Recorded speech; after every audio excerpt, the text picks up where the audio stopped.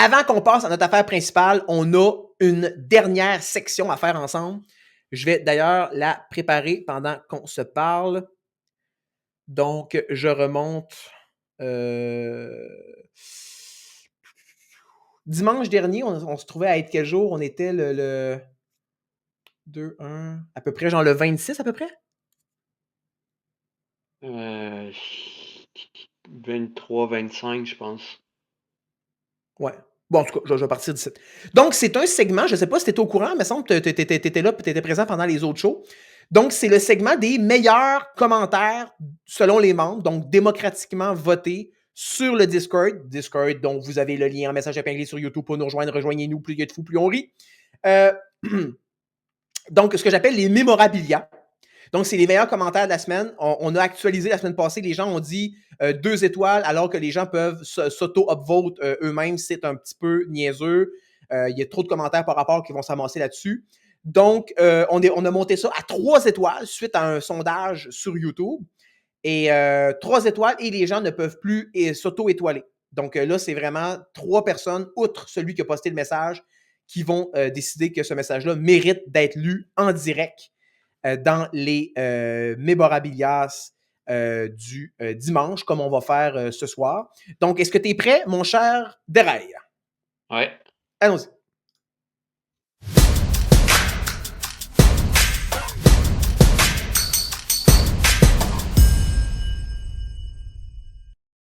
All right. Donc, écoute, on va pas toutes les lire nécessairement, quoique là, il y en a moins que la semaine passée, parce que comme je vous ai dit, on est passé à 3 étoiles.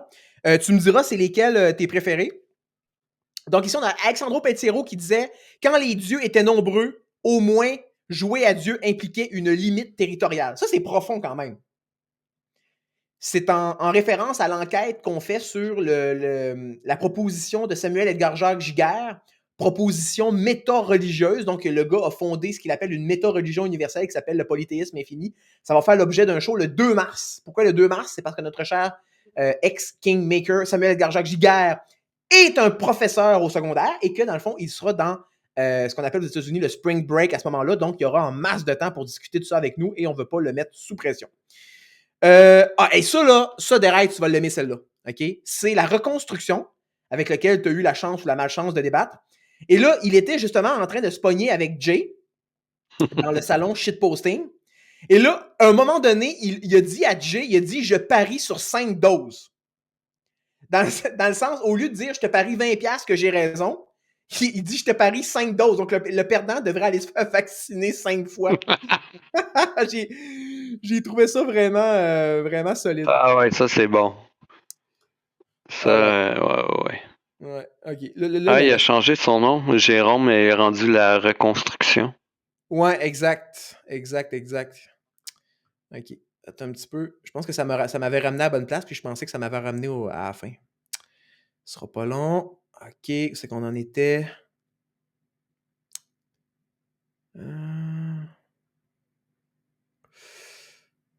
Ok.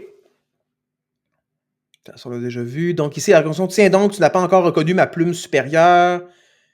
Ok, ça, on l'a lu. Je parie 5 doses. Petiro ici qui dit « Rien de mieux que de se connecter sur Discord et voir le salon du rojdisme en caractère gras. » Ça, j'ai trouvé ça bon aussi. Genre le gars, man, il est tellement rojdien through the nails. OK? Le gars est tellement un fucking fan de Yann Rojdi que il vit une espèce de moment spirituel, orgasmique, climaxique. Quand il se connecte sur le Discord et qu'il voit que le salon rojdisme est en gras, c'est-à-dire qu'il y a des nouveaux messages. Ici, GF0 qui disait qu'il faudrait demander l'avis du Dark Paladin en tant que professionnel de la santé. Donc, évidemment, le Dark Paladin qui prétend toujours à ce jour qu'il est un professionnel de la santé, une des informations les plus contestées de tous les temps. Ici, Yannick Alexandre qui disait « Bon, je vais aller faire le tour du Discord de Whodunit juste pour voir. » Puis là, on a un gars, man, qui se fait travailler pas mal fort du ciboulot. Hein? Ne venez surtout pas vous promener sur le Discord de Whodunit si vous n'avez pas au préalable bu votre café. Ici, Mike Capone qui disait « Estiman, je comprends pas pourquoi Rojdi alterne entre des phases F-word et des phases badass. Comment est-ce que ça se peut que le même gars qui écrit ça te banne pour un troll? » Donc, Derek, je sais pas si tu veux réagir sur celle-là. Donc, tu sais, d'un côté, on a Rushdie qui va aller écrire des trucs genre contre les femmes, contre les sorcières. Il dit des affaires qui n'ont pas d'allure parfois sur Twitter, mais c'est le même gars qui va te bannir parce que tu es allé faire un petit troll dans son clavardage en direct sur un show. Ouais, c'est comme 2 poids, 2 mesures. Je dis ce que je veux, mais tu peux pas dire ce que tu veux. Exact. C'est ça. C'est vraiment. Ouais, non, j'adhère pas à ce genre-là, là. Et là, on Mais à sait. base, Rushdie, il est zéro troll, là, je trouve, là. C'est pas quelqu'un qui a l'air vraiment d'avoir d'humour, fait que ça m'étonne pas en même temps, là. Non, c'est ça. Lui, c'est qu'en fait, c'est que Rushdie, contrairement à toi puis moi, il troll pas pour le plaisir. S'il fait quote unquote un troll, c'est juste pour attirer l'attention. C'est juste pour Ok. provoquer, se faire voir puis engranger des vues. Je pense pas qu'il en tire un plaisir intrinsèque, là, personnel. Là, Mais y a-tu l'intelligence de faire ça? J'aime ça que tu dis ça, man! C'est tellement digne, la Troll Academy. Quel beau throwback. Est-ce que Yann Rushdie, Chris, va falloir que je fasse un clip de ça. Guys, faites un clip de ça. Là. Yannick Alexandre, je sais que t'es bon là-dedans. Là. Note de quoi, il faut faire un clip de ça. Doc Derail qui dit est-ce que Yann Rushdie a l'intelligence pour troller? Oh my God, génial. On n'est juste plus sur le bon podcast, mais c'est pas grave. Ici, Mike Capone qui dit j'ai failli me faire ban d'un autre gym. On rappellera que Capone a déjà été banni de 3 gyms à Montréal. Pour des raisons que je pourrais vous expliquer, le boss me donne une 3e et dernière chance. OK?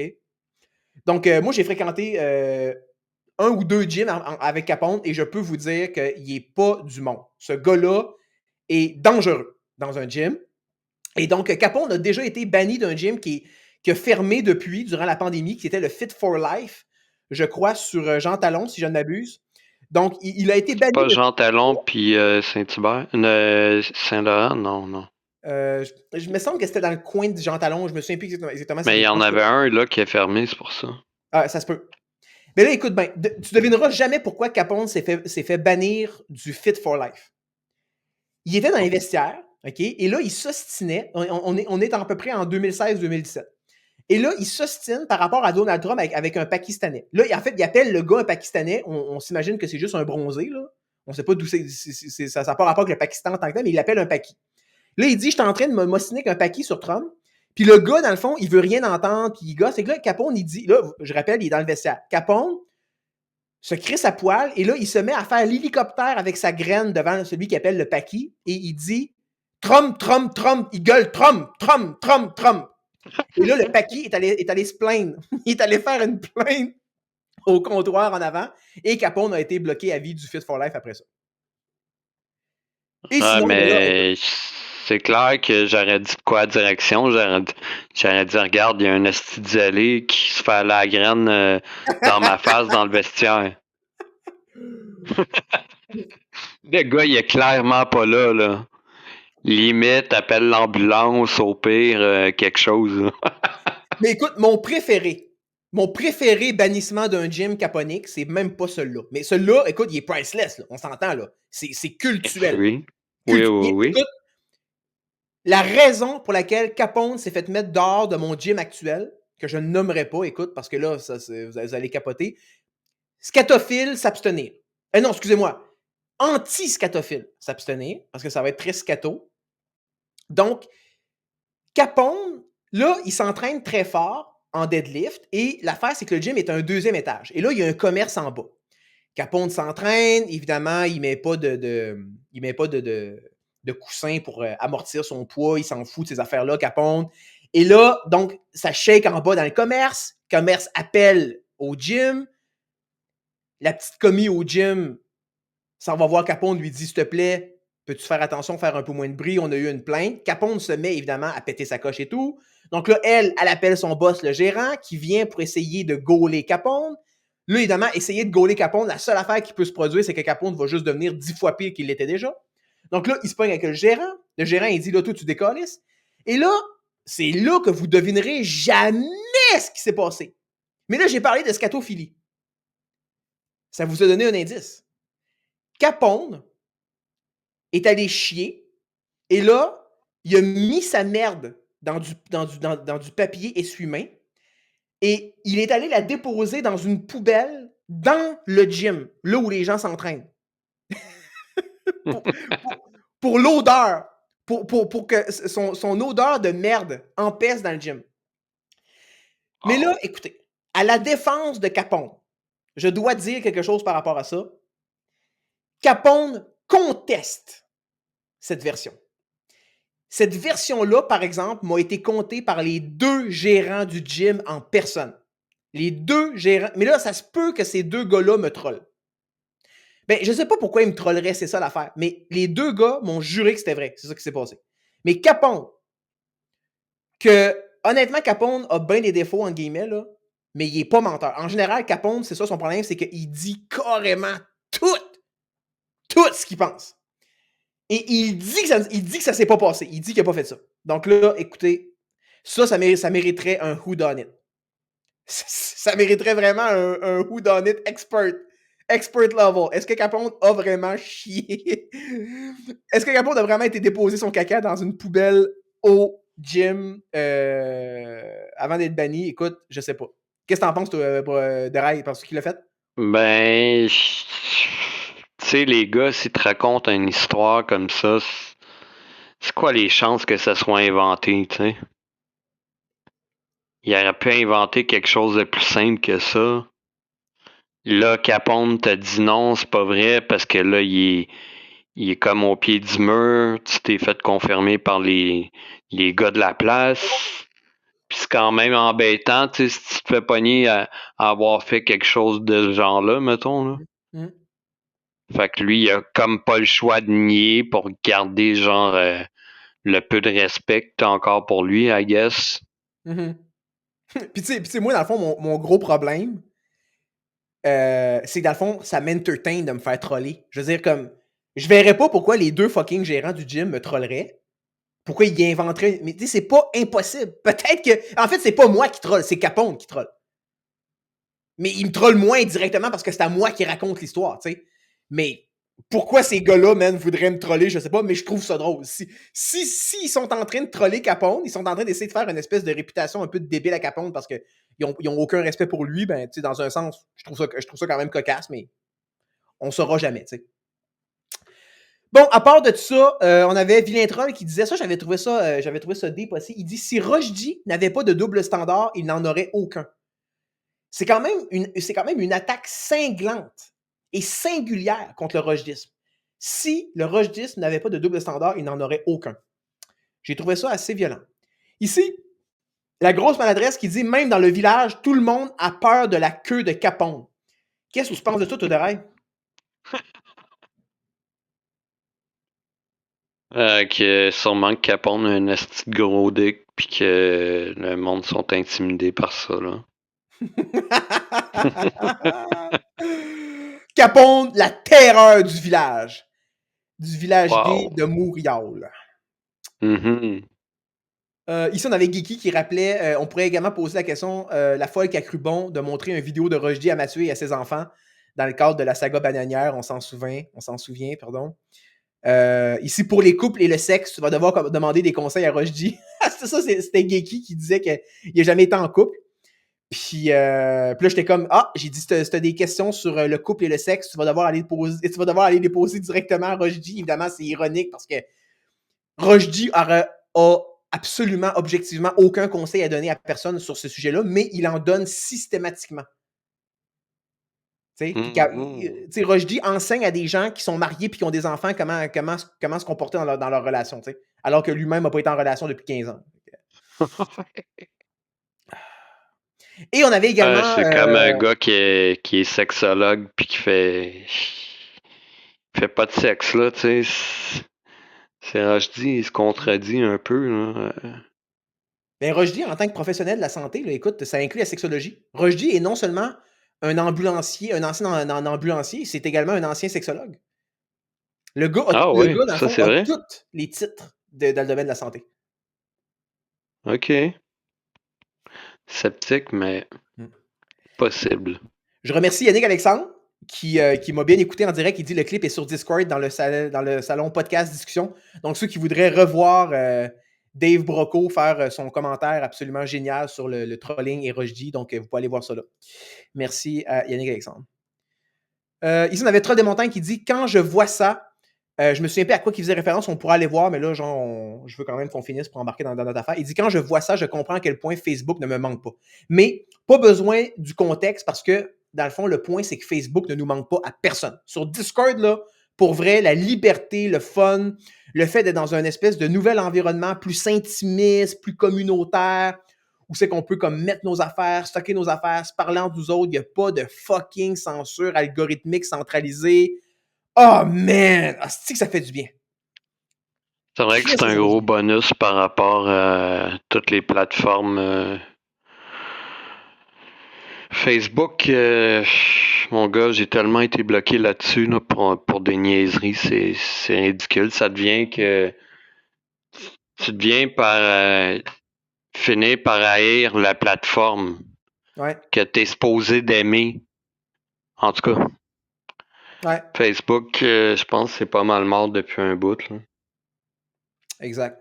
Ici, on avait un Marasco qui a fait un commentaire qui n'est pas trop latique. Il disait c'est la force de l'épistémologie, comment on sait quelque chose. Est-ce une croyance, un fait, une opinion? Donc, je trouvais ça important de l'avoir en mémorabilia, celui-là, parce que ça représente bien le podcast, ça représente bien ce que j'essaie de faire. Et on rappellera que, selon Platon, donc une connaissance vraie, on appelait ça a justified true belief. Et c'est le justified qui est important. Et c'est le justified qui, pour moi, est la véritable clé épistémologique pour résoudre nos enquêtes, parce que ça se peut que vous sachiez quelque chose. Par exemple, vous savez que le ciel est bleu, mais vous ne savez pas pourquoi il est bleu. Donc, à ce moment-là, il faudrait dire que vous ne savez pas ce que vous savez. Parce que vous possédez une connaissance qui n'a pas été justifiée. On rappelle la définition d'Aristote. Une connaissance, c'est une croyance vraie et justifiée. Donc, vous devez pouvoir démontrer, comme je le disais dans la méthode Whodunit, la démarche est plus importante que la réponse, que la solution. Vous devez pouvoir nous expliquer pourquoi ce que vous pensez est vrai. Le fait de nous dire, oh, mais c'est vrai, mais j'ai entendu quelqu'un, puis ils l'ont dit que c'était vrai, puis j'ai demandé à ChatGPT, puis c'est vrai. Ouais, mais tu comprends même pas, toi, pourquoi c'est vrai. Tu sais, fait que t'as de l'air d'un imbécile, t'es comme le gros barrette. T'es comme un médecin obèse. T'es un dentiste pas dedans. T'es un cordonnier mal chaussé. Ça marche pas. Intéressant. Ouais. Ici, Troll des Montagnes qui disait « Je dis ça parce que Rojdi sort toujours des pourcentages de son chapeau de nulle part. Genre, 95% des trentenaires montréalaises ont un body count de plus de 50. Et en général, ces pourcentages qu'il sort ne sont basés sur strictement aucune donnée. Probablement juste des estimations ayant pour fondement son expérience limitée. » Non, mais ça, c'est une bonne technique que Rojdi fait parce que si tu veux que le monde croie ce que tu dis, tu mets des stats. Les stats n'ont pas besoin d'être vrais, mais les gens pensent que c'est vrai parce que tu as des chiffres. Ouais. Exact. C'est une technique utilisée, ça, ça a été prouvé. Bref. Puis tu sais, je veux dire, ce qui est ironique aussi, c'est qu'il n'y a pas le temps. il y a juste pas le temps. Je veux dire, il fait trop de shows. Il veut trop faire des shows en direct, il veut trop être comme au cœur de l'action, entre guillemets, ce qui fait en sorte qu'il faut qu'il parle des trucs pendant qu'il se passe. Puis, lui, il n'y a pas comme d'équipe derrière lui pour comme tout processer ça. Puis, on le sait, je veux dire, faire une enquête digne de ce nom, ça prend du temps.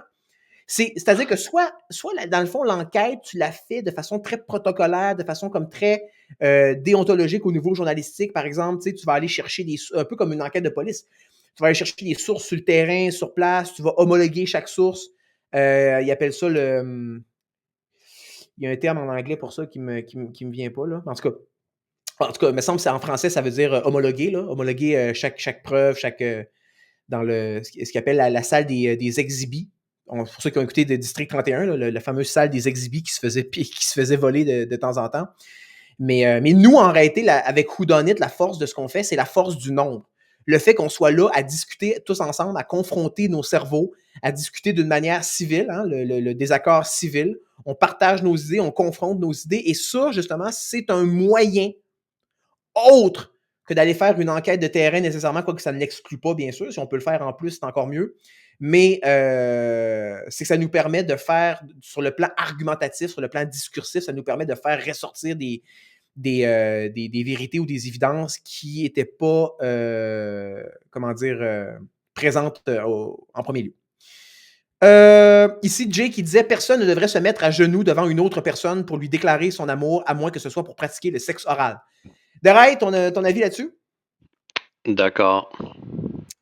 Absolument, hein? Le Doc Mayou en parlait souvent de ça. Et là, ici... Non, mais c'est vrai ce que le Doc Mayou disait là-dessus, que t'étais une carpette quand tu te mettais à genoux, puis c'est un signe de faiblesse. En tout cas, moi, je le vois de même. Là. Ben oui, c'est parce que ça envoie le mauvais message. Ça envoie un très mauvais message, dans le sens que tu demandes ta femme en mariage et tu lui demandes à genoux. Donc, c'est comme si tu lui disais « Le mariage est sous le signe de moi qui est à genoux devant toi. » Là, on sait que traditionnellement, ce que ça voulait dire, c'est que c'était un petit peu le seul moment où l'homme se vulnérabilisait devant la femme. Parce que dans les relations traditionnelles, l'homme, finalement, était celui qui gouvernait la famille, hein, celui qui gouvernait le mariage. Il n'y avait pas d'opposition, comme le rojdisme. Et on sait que les femmes, là, j'en remonte loin, j'en remonte avant les années 40. Là, les femmes, par exemple, n'avaient pas de compte en banque à elles passaient du père directement un peu au mari, elles avaient moins d'autonomie sociale qu'elles en ont aujourd'hui, évidemment. Mais, quand l'homme les demandait en mariage, oh my God, là, il était à genoux devant elle. Mais c'était le seul moment où c'est qu'il était à genoux, tu sais. Fait que c'est un petit peu ironique parce qu'aujourd'hui, le gars passe sa vie à genoux. Donc, est-ce que, dans le fond, puisque les hommes modernes, les hommes roses, les hommes qui votaient pour Justin Trudeau, puisqu'ils vont être à genoux tout au long de leur mariage, devraient-ils finalement demander leur mariage pendant qu'ils pissent debout en mettant plein de gouttes autour de la bolle? Peut-être que c'est le seul moment où c'est qu'ils pourront en profiter. Non, mais c'est drôle, j'ai une anecdote là-dessus. Je travaillais avec un gars dans le déneigement, puis il m'a dit tu sais comment j'ai demandé ma femme en mariage, moi? J'ai dit aucune idée.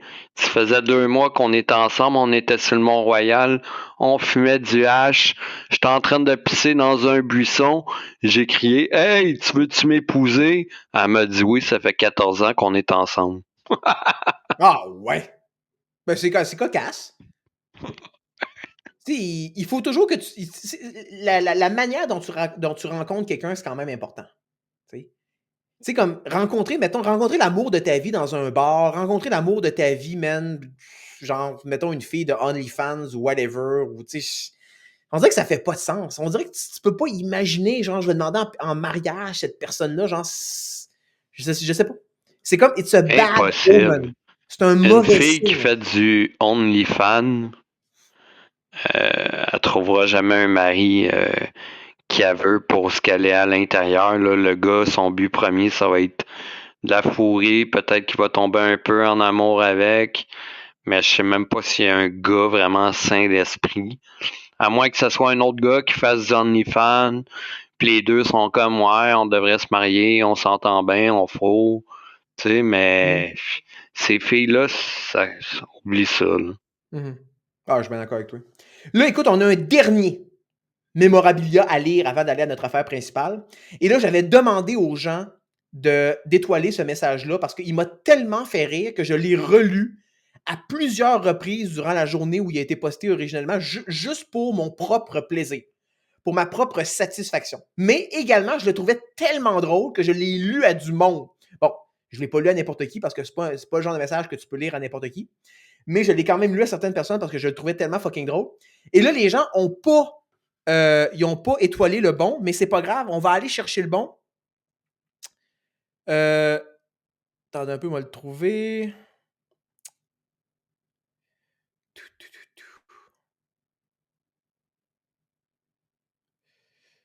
Ce sera pas long. On est proche, on est proche. OK, c'est bon, ici. Donc, c'est évidemment de notre cher Deathbringer, la reconstruction, le final boss du Fight Club que Derail a affronté quand même avec panache il y a quelques jours ou une semaine ou deux. Donc là, écoute, je vais le lire à haute voix. Là. Je vais peut-être être obligé de faire des lettres trait d'union Word là, pour faire attention. Là, mais il dit, et là, on est dans le fil de l'enquête sur le polythéisme infini Donc, proposition méta-religieuse de Samuel Edgar Jacques Gigal, ancien Kingmaker, qui sera développé, qui sera étudié dans un podcast le 2 mars. Et là, il dit, à propos donc du polythéisme infini, c'est la chose la plus clownesque et jambon que j'ai vue depuis longtemps. Une religion pour défendre l'autonomie individuelle face aux contraintes sociétales. Du pelletage de nuages pour sodomites illettrés. C'est le principe d'une laïcité appliquée au niveau individuel où chaque petit goy aurait son propre Dieu. Ensuite, parler de soumettre ce simulacre de proposition de religion au principe de falsifiabilité au sens propérien du terme, c'est la deuxième affaire la plus ridicule que j'ai entendue sur un moyen temps. Mais en réalité, je pense que le message me fait surtout rire pour sodomite illettré. Sodomite illettré, Draï, Colin! C'est tellement drôle! Ça me fait Il en penser... sort des bonnes, Jérôme, mais tu sais, il a l'air un petit peu imbu de lui-même, mais bon. Ouais. Il est détruisable en Fight Club. Ouais. Ça me fait penser à un gars qui m'avait dit à un moment donné qu'il avait suivi un cours à l'université d'orientation, OK? Tu sais, pour devenir orienteur, là. Puis, dans le fond, comme il a juste fait un cours, puis il s'est pas représenté après, il a abandonné. Il dit, man, il dit, c'était tellement juste des filles dans la classe. On était genre 3 gars pour peut-être genre comme 60 filles. Il dit, honnêtement, il dit, genre, j'étais tellement excité, mais tu sais, le fait d'être dans une classe, genre, tu peux rien faire, puis le sujet t'intéresse pas, il m'a dit, j'avais l'air d'un sociopathe gay. Je pense que c'est pour ça que ça m'a fait rire, parce que l'expression sociopathe gay m'avait tellement fait rire à l'époque. Genre, sodomite illettré, je sais pas, ça sert à quelque chose de... Ah, en tout cas. Alright. Bon, on a fait le tour des mémorabilia.